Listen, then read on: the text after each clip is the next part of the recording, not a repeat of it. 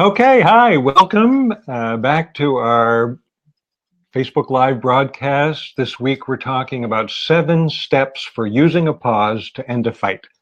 And today, I'm Bill Murray, and this is Greta Keene. We're psychotherapists with a practice in Brooklyn, New York. And today we're speaking to you from our retreat we call Hespera, upstate near Saratoga Springs.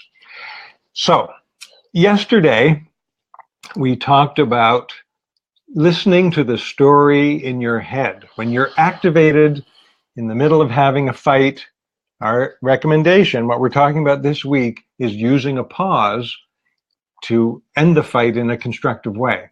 Right. So call the pause when you're activated, and all that mental storm that's going through your mind during the moments of activation, it's really helpful to capture the content of that by listening to what you're telling yourself about the activation. Right, because what's going on is actually your system saying something important, something important, something important. You need to pay attention.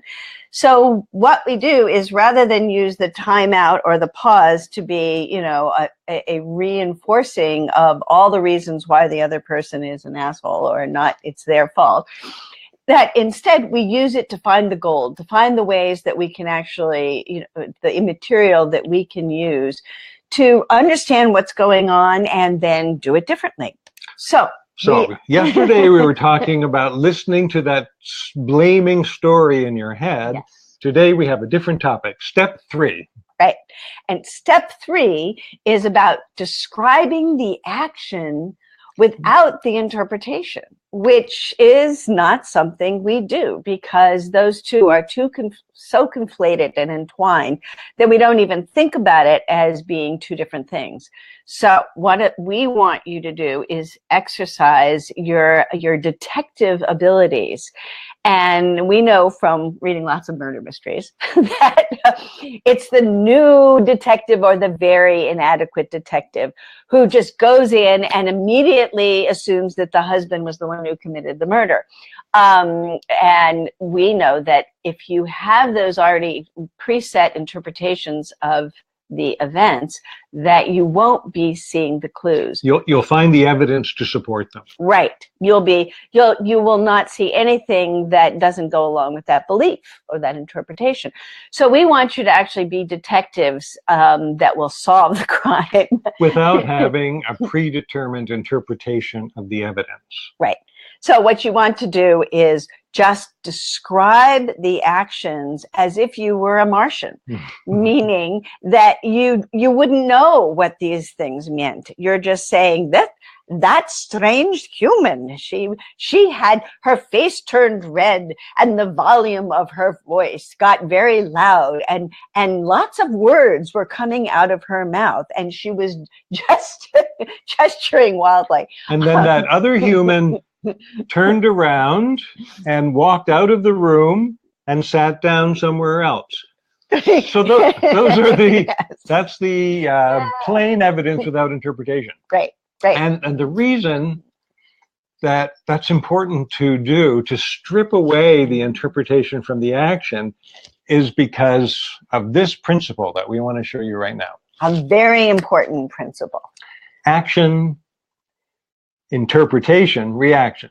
We learned in physics class that every action has an equal and opposite reaction. So if you hit the billiard ball with a cue, it takes off down the pool table. But it doesn't work that way with human interactions, because in between the action and the reaction is the meat of the sandwich, which is the interpretation. So let's just go back and talk about that common experience when there's an activation, a fight going on. One person is getting really elevated and the face is getting red and the volume's going up. And the other person turns around and leaves the room. Don't. Come back. So that's the action, turning around and leaving the room. One interpretation could be that everything I say is being ignored, and that I'm being abandoned, and that I'm being disrespected. That's kind of a big one, right? Mm-hmm. You know, sort of like you're turning your back on me, Mm-hmm. and that you're sort of not paying attention to all the things that I want to say that are very important, right? And need to be understood. Mm-hmm. So that's one interpretation of the action of turning around and leaving the room. Another interpretation might be that this is also very upsetting. Instead of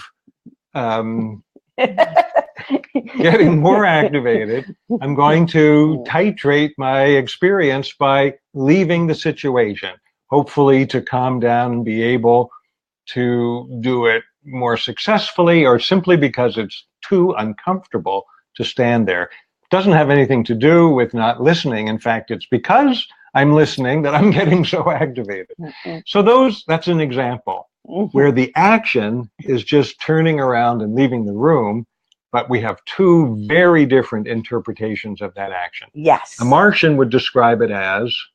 A Martian would describe it as, well, first, you know, the woman who, or the person, because it's not always the woman. In our case, it happens to often be the woman, who gets red in the face and starts talking loudly and emitting lots of words coming out of her mouth. And that my interpretation of what I'm doing is not even necessarily being angry. It may be being frustrated. But what's the Martian saying? The Martian is saying she's getting very red in the face, and she's talking very loudly, and she's chasing after that other critter. Right. Okay, so that's the importance of action, interpretation, reaction, and why in this step 3, we're suggesting that you really work hard to strip away the interpretation from the action, because it's the interpretation that causes the inflammation of the activation. Right. And one of the other things that'll come out from this exercise is that you can realize that how you actually even remember just of the descriptions what happened can be quite different, because we're seeing it through the filter of our interpretation. Right. So doing this exercise, you know, with your partner, being able to just describe the action is very useful. And it's useful to see where the other person starts the story as well. Mm-hmm. And it keeps strengthening that mindfulness muscle, Mm-hmm. the observing self that's looking back at a situation and being able to look at it without being in the situation and having all that reactivity filter and color your ability to see. Right. So you want to be really, really sort of top-notch detectives, right, rather than coming in like the SWAT team. Right. Okay, so that's step 3. And tomorrow we are going to go on and talk about this one. Step 4, still during the pause, what you're going to do is look back over the activating event and think about the story that was in your head and the actions that took place, and identify your pain points from that experience. Because we know there's pain. Right. So. Okay, so we look forward to speaking with you tomorrow, and please share this video if you find it useful, and you can find out more about us and our work by visiting the website Mind Your Weather. mindyourweather.com. Right. And we're being influenced by the weather because it was very bright and sunny, and the sun was coming in right before we started, and a dark cloud came over. So it got very dark. It's very dark. Yes.